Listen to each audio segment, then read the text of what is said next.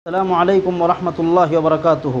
नाज़रीन, इस्तक़बाल है हमारे यूट्यूब चैनल रहबर इंसानियत में, और हम दरख्वास्त करते हैं उन नए अफराद से जो हमारे चैनल पर अभी आए हैं और हमारा ये वीडियो देख रहे हैं, हम उनसे दरख्वास्त करते हैं कि हमारे इस चैनल को ज़रूर सब्सक्राइब कर लें, ताकि जो है दीनी सिलसिले की जो वीडियोज़ हैं वो सबसे पहले आपकी खिदमत में पहुँच सके।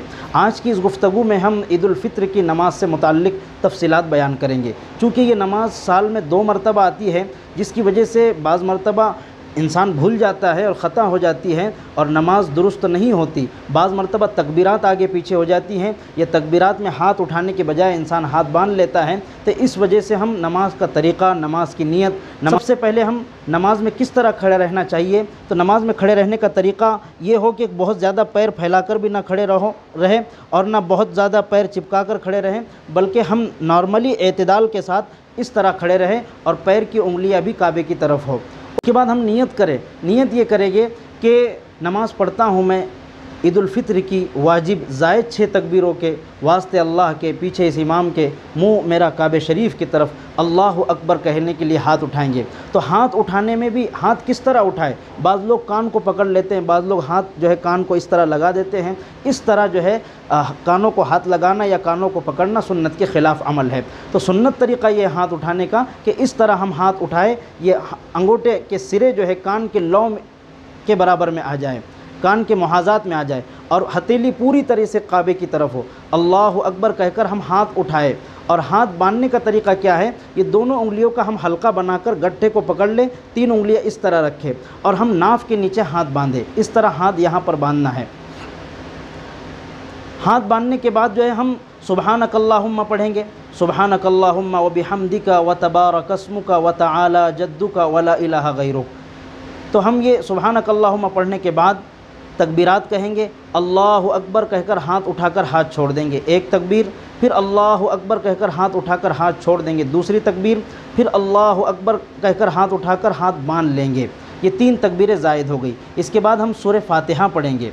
सूरह फातिहा पढ़ने के बाद जो सूरत हमें याद होगी हम वो सूरत इंशाअल्लाह पढ़ेंगे। अल्लाहु अकबर कहकर रुकू में जाएंगे और रुकू में घुटनों पर उंगलियों को फैलाकर रख के मजबूती के साथ पकड़ें, और जो है कमर और सर जो है रुकू में बराबर हो, दोनों पैरों के दरमियान जो है निगाह हो, और रुकू की जो तस्बीह है सुबहान रब्बियल अज़ीम 3 मरतबा या 7 मरतबा कहे। उसके बाद समी अल्लाहु लिमन हमिदा कहते हुए खड़े हो जाए, और समी अल्लाह कहने के बाद रब्बना लकल हम्द कहें। उसके बाद हम सजदे में जाएंगे। तो सजदे में जाने का भी तरीक़ा है, और सजदा किस तरह किया जाए ताकि हम सुन्नत से करीब हो और हमारी नमाज सुन्नत के मुताबिक हो। हम अल्लाहु अकबर कहकर सजदे में चले जाएं।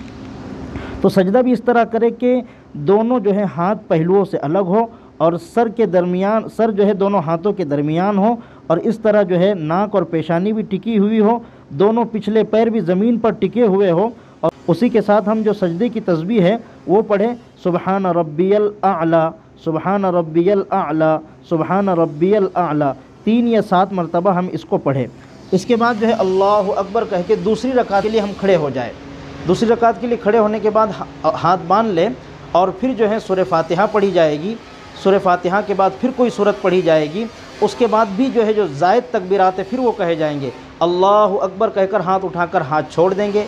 पिछली रकात में 3 तकबीरें हुई थी, ये 4थी तकबीर। फिर अल्लाहु अकबर कहकर हाथ उठाकर हाथ छोड़ देंगे, ये 5वीं तकबीर। फिर अल्लाहु अकबर कहकर हाथ उठाकर हाथ छोड़ देंगे, 6ठी तकबीर। ये 6 ज़ायद तकबीरें हो गई।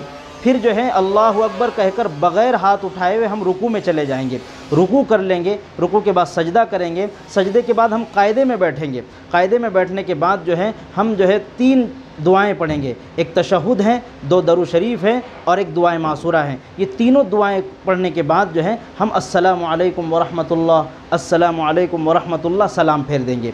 अब ये मुकम्मल तरीक़ा हो गया ईद उल फित्र की नमाज का। अब नमाज के बाद वाला जो अमल है कि खुतबा, इमाम खुतबा देता है। ईदैन का खुतबा मसनून है, लेकिन जब पढ़ा जा रहा हो तो सुनना वाजिब है, उसके दरमियान बात करना बिल्कुल मुनासिब नहीं है। इसी तरह ईद उल फित्र से मुताल्लिक़ बहुत सारे मसाइल एक और वीडियो में हमने यूट्यूब चैनल पर अपलोड किया है, जिसका लिंक हमने डिस्क्रिप्शन में भी दिया है। वहाँ से उस वीडियो को ज़रूर देखें, ताकि इस तरह के माहौल में, लॉकडाउन के माहौल में हम घरों में किस तरह नमाज अदा करें, वहाँ पर हमने तफसीलात के साथ उस बात को हमने ज़िक्र किया है। इसलिए उस वीडियो को भी ज़रूर देखें। अल्लाह रब्बुल इज़्ज़त हम सबको अमल की तौफ़ीक़ अता फ़रमाए। वस्सलामु अलैकुम व रहमतुल्लाहि व बरकातुहू।